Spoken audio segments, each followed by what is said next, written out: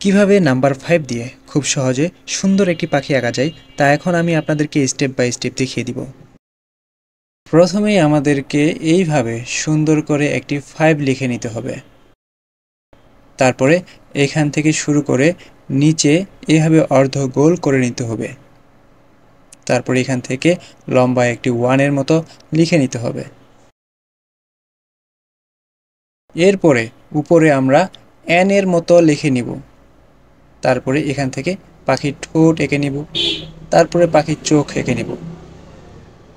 এরপরে পাখির মাথার উপরে যে মুকুট আছে এই মুকুটটা এইভাবে উপরে তুলে একটু করে গোল করে দিব। তারপরে সবার নিচে আবার একটা লম্বা করে 1 এর মতো লিখে নিতে হবে একটু বাঁকা করে। তারপর এখান থেকে কুচি কুচি করে দিতে হবে। আবার উপরে এই অংশ থেকে নিচে সুন্দর করে আবার আগের কুচি কুচির সাথে মিলিয়ে দিতে হবে। এইখান থেকে লম্বা একটু টান নিয়ে একটু আঁকা বাঁকা করে নিব আপনার ইচ্ছা অনুযায়ী। এটা হবে ডাল, পাখি যে জায়গায় বসে আছে সেই ডাল। এই ডাল আপনি আপনার ইচ্ছা মতো এঁকে নিতে পারেন।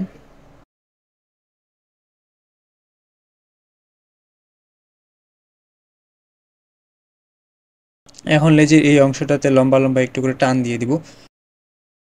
এরপরে পাখি যে ডালে বসে আছে সেটা দেখার সৌন্দর্য বাড়ার জন্য দুই একটা পাতা এঁকে দিব। এই পাতাগুলো এঁকে দিলে দেখতে সুন্দর লাগে। আপনারা চাইলে পাতা আঁকতে পারেন, আবার নাও আঁকতে পারেন, সেটা আপনাদের ইচ্ছার উপর।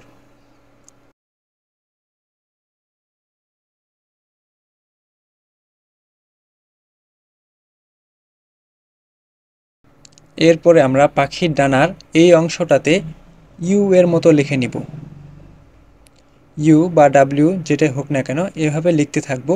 সম্পূর্ণটা এইভাবে আমরা পূর্ণ করে দিব।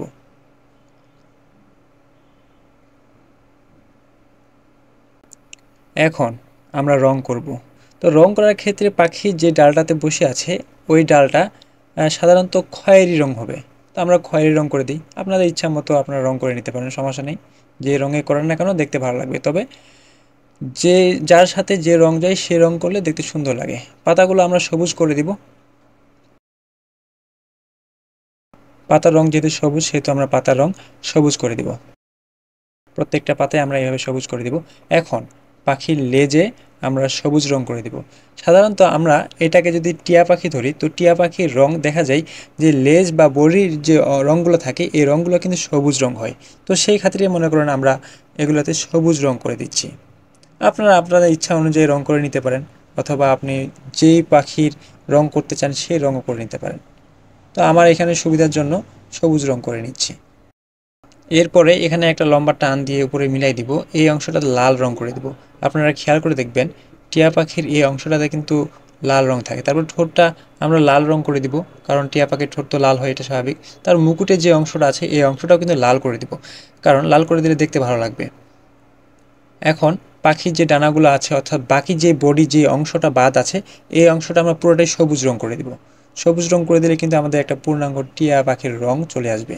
তো বন্ধুরা, খুব সহজে ছবি আঁকার সহজ নিয়ম একমাত্র আমরাই শেখাচ্ছি। এরকম সহজ নিয়মে ছবি আঁকা শিখতে আমাদের ইউটিউব চ্যানেলটি এখনই সাবস্ক্রাইব করে দিন। আর ফেসবুক পেজটি যদি ফলো করা না থাকে তাহলে এখনই ফেসবুক পেজটি ফলো করে দিন। আর এই 5 দিয়ে পাখি আঁকার নিয়মটি এবং পাখিটি আপনাদের কেমন লাগলো তা অবশ্যই আমাদেরকে কমেন্ট করে জানিয়ে দিবেন। আর ভিডিওটি যদি ভালো লাগে তাহলে অবশ্যই লাইক করতে ভুলবেন না এবং শেয়ার করতে ভুলবেন না। এছাড়াও আপনি কোন ধরনের ছবি আঁকা শিখতে চান তা আমাদেরকে কমেন্ট করে জানিয়ে দিবেন। সেই ধরনের ভিডিও আপলোড করার চেষ্টা করব ইনশাল্লাহ। আজকের মতো এখানেই বিদায় নিচ্ছি। ভালো থাকবেন, সুস্থ থাকবেন।